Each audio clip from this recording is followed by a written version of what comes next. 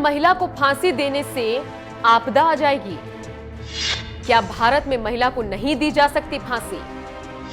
क्या है शबनम की फांसी को रोकने की इस दलील का पूरा सच? आखिर अपनों को मारकर क्या मिला होगा? जिसने भी सुनी होगी ये कहानी, उसे कितना दुख हुआ होगा।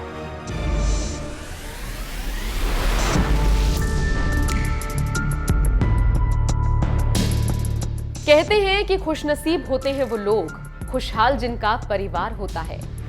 लेकिन अगर अपने ही परिवार के लोग दिल को जख्मी कर दें तो क्या कहेंगे? एक बाप बड़े नाजों से अपनी बेटी को पालता है। बड़ी होकर अगर वो बेटी अपने ही माँ बाप की कातिल बन जाए तो समझो इस जमीन से एक बाप ने नहीं, इंसानियत ने दम तोड़ दिया। ऐसी बेटी को इस दुनिया की सबसे कठोर सजा दी जानी चाहिए, माफी तो बिल्कुल भी नहीं। लेकिन आज देश में एक ऐसी ही कातिल बेटी की फांसी की सजा को माफ करने की बहस शुरू हो गई है। सजा माफ करने की ही नहीं, यह भी कहा जा रहा है कि अगर देश में महिला को फांसी दे दी गई तो प्रलय आ जाएगी, भयानक आपदा आ जाएगी। ये कहानी यूपी के अमरोहा में अपने परिवार को मारने वाली शबनम के जुर्म की है। शबनम के जुर्म की कहानी तो आप सुन भी चुके होंगे और जान भी चुके होंगे, लेकिन उस भयानक जुर्म के बाद जब सजा देने की बारी आई तो देश का संत समाज इस कातिल बेटी की फांसी को माफ करने की बात कह रहा है। अयोध्या में तपस्वी छावनी के महंत परमहंस दास ने इसके लिए बाकायदा देश के राष्ट्रपति रामनाथ कोविंद से अपील की है कि वो शबनम की फांसी की सजा माफ कर दे। महंत का कहना है कि अगर शबनम को फांसी दी जाती है तो फिर इससे आपदा आ जाएगी। महंत परमहंस ने कहा, हिंदू शास्त्रों में महिला का स्थान पुरुष से बहुत ऊपर है।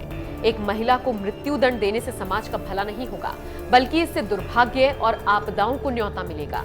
ये सही है कि उसका अपराध माफ किए जाने योग्य नहीं है, लेकिन उसे महिला होने के नाते माफ किया जाना चाहिए।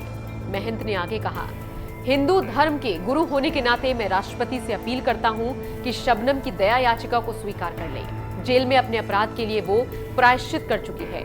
अगर उसे फांसी दी गई तो ये इतिहास का सबसे दुर्भाग्यपूर्ण अध्याय होगा।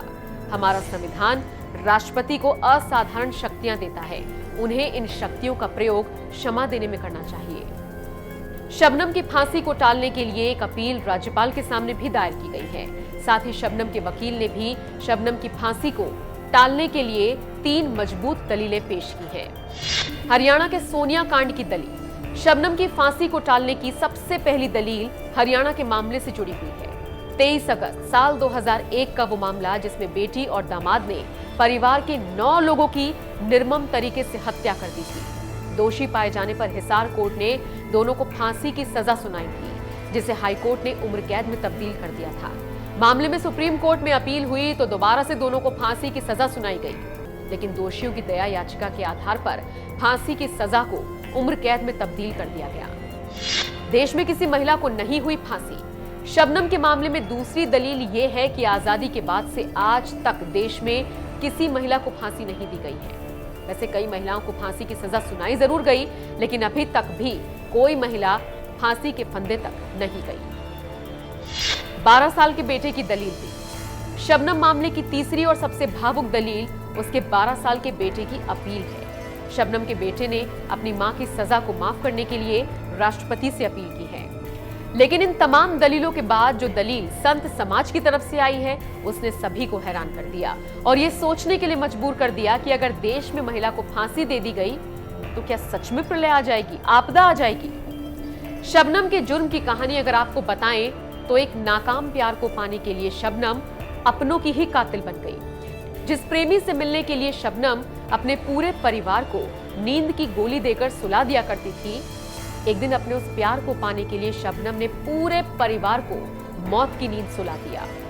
शबनम के इस कारनामे के बाद उसके पूरे गांव में दहशत फैल गई थी। लोग शबनम से नफरत करने लगे थे। नफरत भी इतनी कि कहते हैं कि उस गांव में आज तक किसी बाप ने अपनी बेटी का नाम शबनम नहीं रखा, क्योंकि किसी ने सही तो कहा है, नफरत इंसान से नहीं उसके कारनामों से होती है, और शबनम का कारनामा नफरत के ही लायक था। वैसे शबनम का जो जुर्म है वो माफी के काबिल नहीं है। शबनम के उस कारनामे को सुनकर कोई भी कहेगा कि इस कलयुगी बेटी को दुनिया की सबसे बड़ी और कड़ी सजा दी जानी चाहिए, क्योंकि जुर्म तो जुर्म है, मर्द हो या फिर महिला, जुर्म की सजा सभी के लिए बराबर होनी चाहिए। लेकिन भारत परंपराओं का देश है, यहाँ सजा परंपराओं और धार्मिक मान्यताओं को देखकर भी तय की जाती है। तो आपका इस पूरे मामले पर क्या कहना है? क्या शबनम की फांसी की सजा को माफ कर देना चाहिए? क्या शबनम को फांसी देने से देश में आपदा आ जाएगी? क्या महंत परमहंस की अपील पर अमल किया जाना चाहिए? आपका जो भी मानना हो कमेंट करके हमें जरूर बताएं।